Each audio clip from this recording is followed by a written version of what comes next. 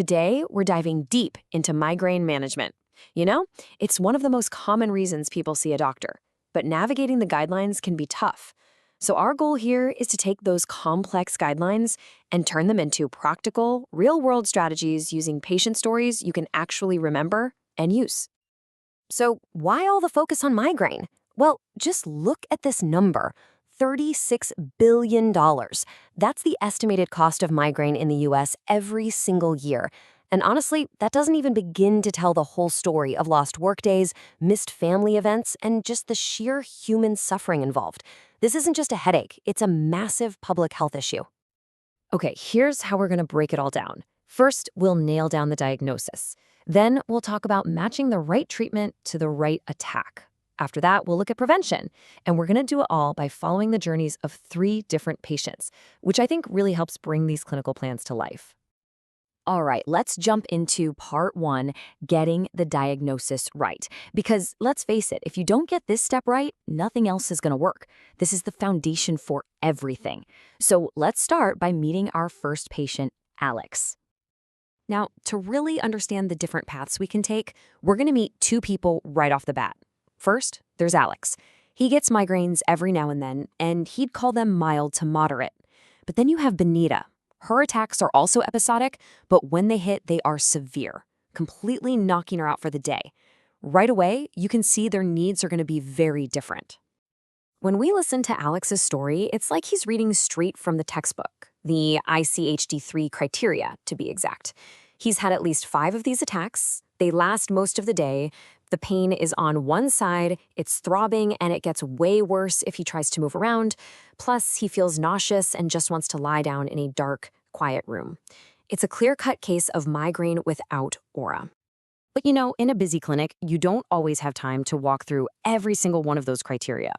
That's where a handy tool like the Pound mnemonic comes in. Just ask, is the pain pulsating? Does it last about 1 day? Is it unilateral? Is there nausea? And is it disabling?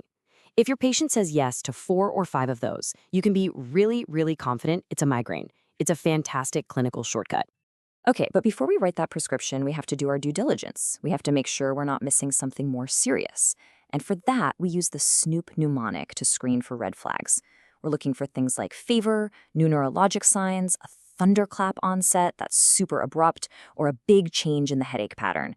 You always have to keep these in the back of your mind to rule out secondary causes. So we've locked in the diagnosis. Now let's talk treatment. This brings us to section 2, and we're going to shift our focus to Benita. Remember, her attacks are severe and disabling, and that means she needs a completely different game plan than Alex. This is where the concept of stratified care is just so important. And this quote from the AAFP really says it all. The evidence is just overwhelming on this point. When you match the power of the treatment to the severity of the attack from the very beginning, people get better faster. It's not about starting low and going slow. It's about using the right tool for the job right away. So what does this actually look like? Think of it like this. For Alex, with his mild to moderate headaches, it makes perfect sense to start with something simple, like an NSAID. But for Benita, we don't make her try and fail an NSAID first. Her pain is severe from the get-go, so we go straight to a migraine-specific medicine, like a triptan. We match the treatment to her level of disability.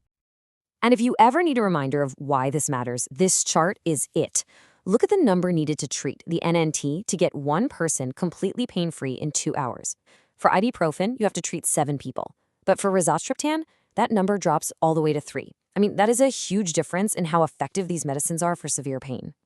And even within the triptan class, one size doesn't fit all. You can see here there are some pretty big differences. Look at the half-life. A short-acting one like sumatriptan is great for fast relief. But then you have frovatriptan with a whopping 26-hour half-life. That makes it a fantastic option for something predictable like menstrual migraine. And with different formulations like nasal sprays or injectables, we can even get around issues like severe nausea. We can really tailor this choice. Now, I have to pause here for a really important don't. This is a major recommendation from headache specialists. Opioids and drugs containing butalbital should not be used for acute migraine, period. Why? Well, for one, they just don't work as well. But more importantly, they carry a huge risk of causing medication overuse headaches, making the problem worse, not to mention the potential for abuse.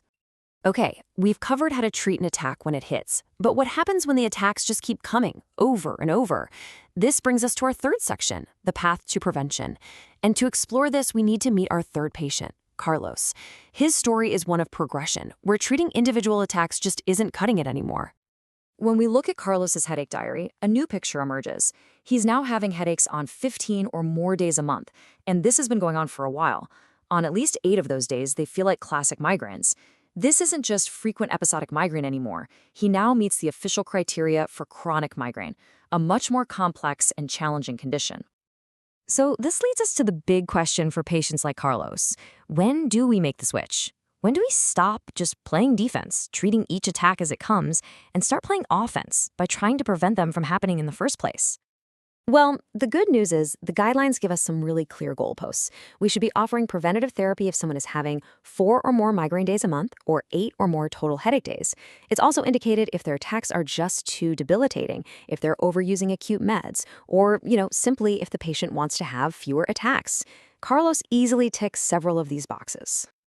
And when it comes to choosing a preventive, we can be really strategic. We can look at the patient's other health issues and kill 2 birds with 1 stone. Got a patient with high blood pressure? A beta blocker like propranolol is a great choice. Someone with a seizure disorder? Topiramate or divalproex makes a ton of sense. And of course, now we have the amazing CGRP antagonists, which are game changers, though we always have to think about access and cost. Okay, let's bring this all home in our final section. We're going to put it all together. 3 different patients, 3 very different journeys, but 3 clear, guideline-driven plans that you can take away and use. This table right here, it's the whole explainer in a nutshell. For Alex, with mild episodic migraine, we use Pound to diagnose, an NSAID for attacks, and focus on lifestyle. For Benita, with severe attacks, the diagnosis is the same, but her acute plan is stratified. We go straight to a triptan. And finally, for Carlos, who's progressed to chronic migraine, the diagnosis is different, we have to limit his acute meds, and the whole long-term strategy shifts to prevention. 3 patients, 3 clear, personalized plans. And I'll leave you with this final thought. The world of migraine treatment is changing so fast. With these new, incredibly specific CGRP drugs, and even non-medication options like neuromodulation devices, the future looks really different. So the question for all of us is, how will these new tools continue to evolve the standard of care? It's an exciting time to be helping people with migraine. Thanks so much for tuning in.